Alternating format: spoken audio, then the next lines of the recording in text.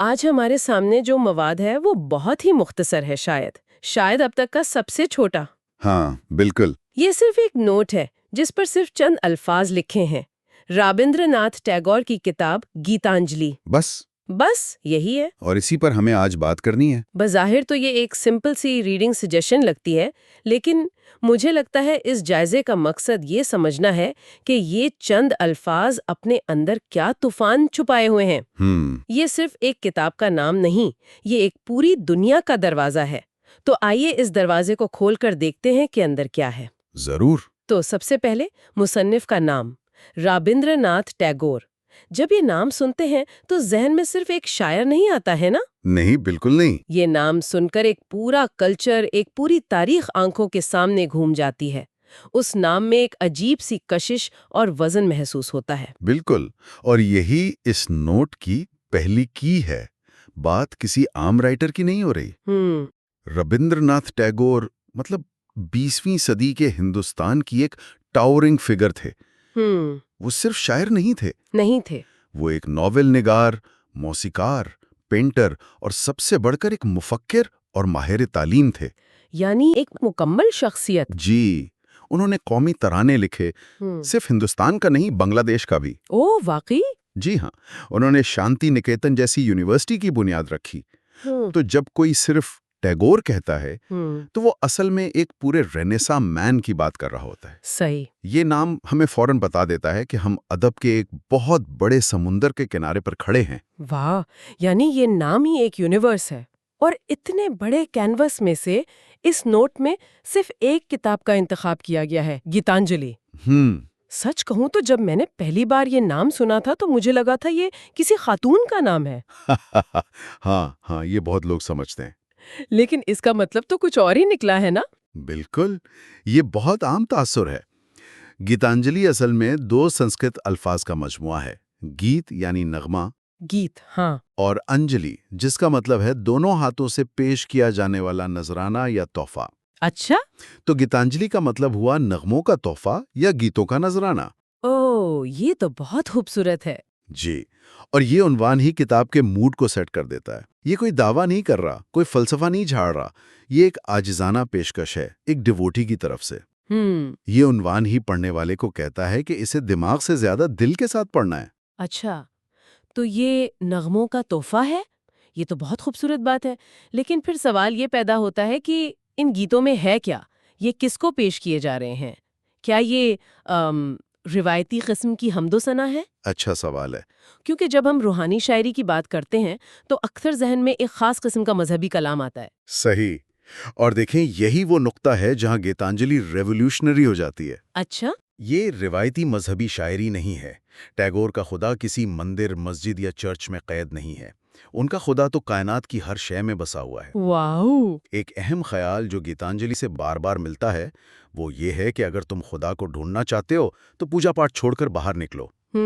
ایک نظم میں وہ کہتے ہیں کہ بھگوان وہاں نہیں ملے گا جہاں تم بند کمرے میں مالا جپ رہے ہو، بلکہ وہاں جاؤ جہاں کسان سخت زمین جوت رہا ہے اور مزدور پتھر توڑ رہا ہے۔ زبردست! وہ کہتے ہیں کہ خدا ان کے ساتھ دھوپ اور مٹی میں کھڑا ہے۔ یہ اس وقت کے لیے اور آج بھی ایک بہت ریڈیکل خیال ہے۔ یہ تو کمال ہے، یعنی عبادت کا مطلب محنت اور خدمت بن گیا۔ یہ تو مجھے رومی اور صوفی شعراء کی یاد دلاتا ہے۔ بالکل بالکل، جو کہتے تھے کہ عشق حقیقی انسانوں سے محبت کے بغیر ممکن ہی نہیں۔ تو کیا ہم کہہ سکتے ہیں کہ گیتانجلی میں مشرقی فلسفے کا نچوڑ موجود ہے، لیکن ایک بہت ہی ایکسیسیبل اور جدید انداز میں؟ آپ نے بالکل صحیح پکڑا۔ اس میں ویدانت اور اپنشدوں کا بھی اثر ہے اور صوفیزم کی جھلک بھی۔ لیکن ٹیگور کا کمال یہ ہے کہ وہ ان گہرے فلسفوں کو بہت سادہ روزمرہ کی تصویروں میں بیان کرتے ہیں۔ جیسے بارش کا قطرہ، کھلتا ہوا پھول، ایک بچے کی مسکراہٹ، ان کے لیے یہ سب عبادت ہیں۔ واہ! وہ موت کے بارے میں بات کرتے ہیں تو اسے خوفناک چیز کے طور پر نہیں بلکہ ایک دلہن سے ملنے والے دولہے کے طور پر دیکھتے ہیں۔ یہ کائنات کے ساتھ ایک گہرا، ذاتی اور محبت بھرا رشتہ ہے جو گیتانجلی کو خاص بناتا ہے۔ یہ شاعری آپ کو کسی عقیدے کی تبلیغ نہیں کرتی، بلکہ آپ کو اپنے ارد گرد کی دنیا کو ایک نئی نظر سے دیکھنا سکھاتی ہے۔ ٹھیک ہے، یہ تو سمجھ آ گیا کہ کتاب میں کیا ہے اور اس کا فلسفہ کتنا گہرا لیکن سادہ ہے۔ لیکن میرے ذہن میں ایک اور سوال آ رہا ہے۔ جی پوچھیں۔ یہ کتاب بنگالی میں لکھی گئی تھی۔ جی یہ ایک بہت ہی مقامی، بہت ہی ذاتی قسم کا کلام لگتا ہے۔ جی تو پھر یہ پوری دنیا میں اتنی مشہور کیسے ہو گئی؟ ہاں، مطلب ایک بنگالی شاعر کی روحانی نظمیں لندن اور نیو یارک میں بیٹھے لوگوں کو کیسے اپیل کر گئیں؟ یہ ایک فیسنیٹنگ کہانی ہے۔ اچھا۔ 1912 میں ٹیگور لندن جا رہے تھے۔ سفر کے دوران انہوں نے اپنی کچھ نظموں کا خود انگریزی میں نثری ترجمہ یعنی پروز ٹرانسلیشن کرنا شروع کیا۔ انہوں نے خود کیا؟ جی، یہ کوئی باقاعدہ منصوبہ نہیں تھا، بس وہ اپنے لیے ایسا کر رہے تھے۔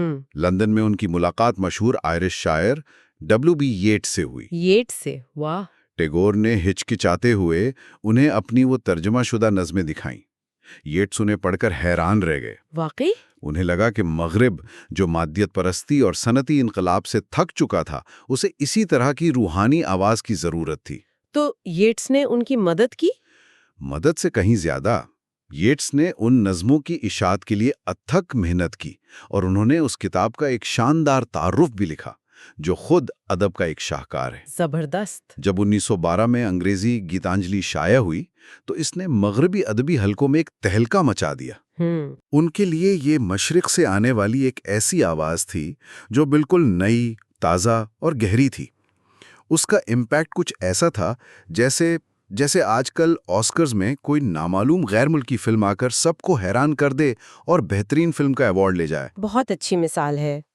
اور پھر اگلے ہی سال انہیں نوبل انعام مل گیا۔ جی ہاں، 1913 میں وہ ادب کا نوبل انعام جیتنے والے پہلے غیر یورپی شخص بن گئے۔ پہلے غیر یورپی؟ جی، اس ایک کتاب نے ہندوستان کو دنیا کے ادبی نقشے پر ہمیشہ کے لیے امر کر دیا۔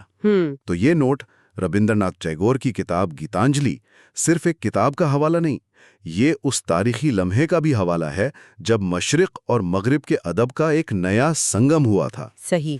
یہ اس بات کی یاد دہانی ہے کہ سچے جذبات اور گہری فکر کی کوئی زبان یا سرحد نہیں ہوتی۔ یہ واقعی حیرت انگیز ہے۔ یہ جوڑا ٹیگور اور گیتانجلی اتنا آئیکونک بن چکا ہے کہ ایک دوسرے کے بغیر ان کا تصور ہی نہیں کیا جا سکتا۔ بالکل۔ یہ مجھے سوچنے پر مجبور کرتا ہے کہ ادب میں ایسی اور کون سی مصنف اور کتاب کی جوڑیاں ہیں جو اتنی ہی مشہور ہیں، جیسے مغرب میں لوگ فوراً کہیں گے شیکسپیئر اور ہیملٹ یا جیمز جوائس اور یولیسس۔ بہت اچھا سوال ہے۔ ہر زبان اور کلچر میں ایسی جوڑیاں ہوتی ہیں۔ اردو میں ہم شاید غالب اور دیوان غالب یا اقبال اور بانگے درا کا نام لیں۔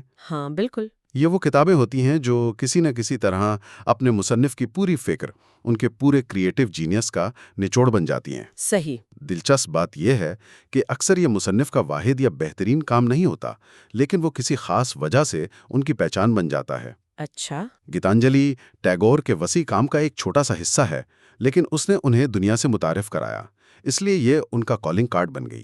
لیکن کیا اس سے مصنف کے ساتھ تھوڑی ناانصافی نہیں ہوتی؟ مطلب ہم ٹیگور کو صرف گیتانجلی کے شاعر کے طور پر یاد رکھتے ہیں، جبکہ جیسا آپ نے شروع میں بتایا وہ ایک ناول نگار، مصور اور ماہر تعلیم بھی تھے۔ کیا ایک ہی کتاب پر اتنا زیادہ فوکس کرنے سے ہم ان کی شخصیت کے باقی پہلوؤں کو نظر انداز نہیں کر دیتے؟ یہ ایک بہت اہم نقطہ ہے، اور ہاں ایسا ہوتا ہے۔ ہوتا ہے نا؟ جی، اسے لیگیسی بائی سینیکٹوش کہہ سکتے ہیں، جہاں ایک حصہ پورے کی نمائندگی کرنے لگتا ہے۔ یہ ایک طرح کی مجبوری بھی ہے۔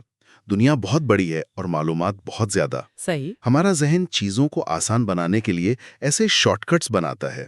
ہم آئنسٹائن کو E=mc² سے یاد رکھتے ہیں، حالانکہ انہوں نے اور بھی بہت کچھ کیا۔ بالکل۔ اسی طرح ٹیگور گیتانجلی سے جڑ گئے۔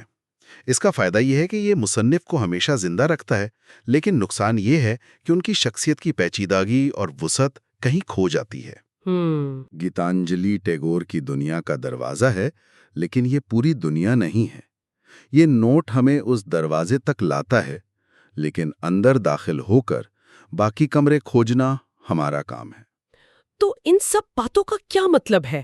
ہم نے صرف ایک نام اور ایک عنوان سے شروع کیا تھا، ربندر ناتھ ٹیگور کی کتاب گیتانجلی، جی اور اس چھوٹے سے نوٹ سے ہم نے کیا کچھ نہیں دیکھا؟ ہم نے ایک شخص کی ذاتی روحانی واردات سے لے کر ایک پوری تہذیب کی عالمی نمائندگی تک کا سفر کیا۔ بالکل۔ ہم نے شاعری، فلسفہ، تاریخ اور ثقافت کے سنگم کو دیکھا۔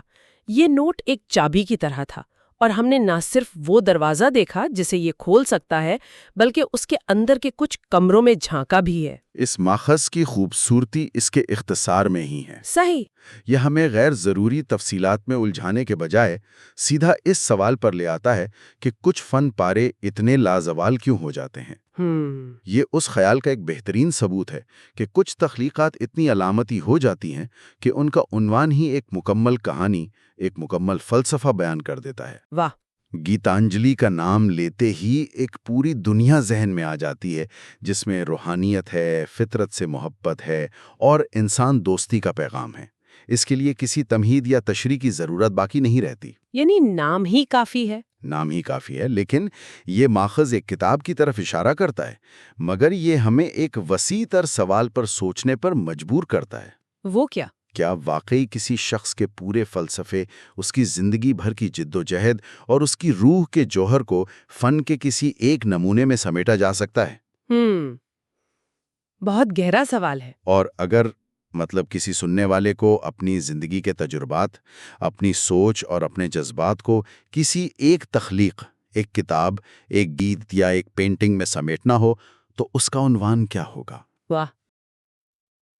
وہ ایک عنوان دنیا کو اس شخص کے بارے میں کیا بتائے گا؟